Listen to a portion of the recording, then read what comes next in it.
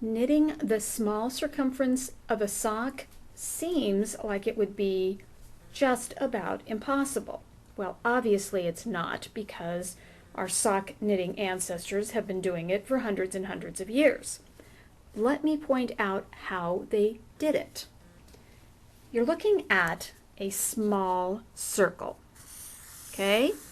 Traditionally, our knitting ancestors used 4 double-pointed needles, and they used them to form basically what would be a circle. And they would use another needle to work their way around and around and around in a circumference.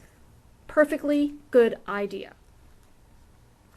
So the magic loop essentially makes a flattened oval of the stitches you're knitting for your sock. So you basically have half of the stitches here and half of the stitches here. Then what happens is the oval of the cable comes out like this, and you end up with your needles knitting half of the stitches. Then you move the stitches around the cable so that you then go and you are knitting the second half of the stitches. Then you come around, you knit the first, then you knit the second, then you knit the first, as opposed to, really quick reference, more of a circle shape with 4 double-pointed needles and knitting, knitting, knitting, knitting, knitting, knitting, knitting, knitting, knitting, knitting, knitting, knitting. Same concept. You're going to knit half of them, move to where the other half are, and knit across. 2 places to work your stitches as opposed to 4. Just a different way to get a small circle. Okay, let's move to casting on your stitches. Remember we talked earlier about how I would be using needles that were just a little bit bigger than yours so you would be able to see them better. Well, here we go.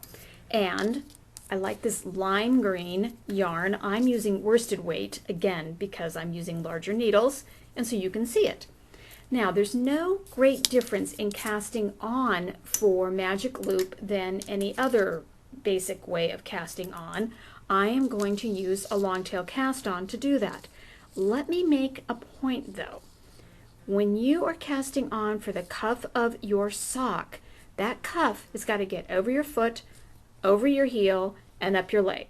If you traditionally cast on tightly, this is the time to break that habit. Otherwise, you will finish your sock and will not be able to get it over your foot. Let me make a point. If you are doing a long tail cast on, as an example, okay, let's take a couple stitches here, and if you have a tendency on a long tail cast on to go and just pull those stitches like you think that they're gonna fall off, you're never gonna be able to wear that sock. What you need to do is make sure that you're almost sloppy. Just barely pull. Look at this.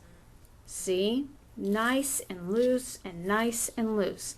Now, a basic woman's sock is about 64 stitches.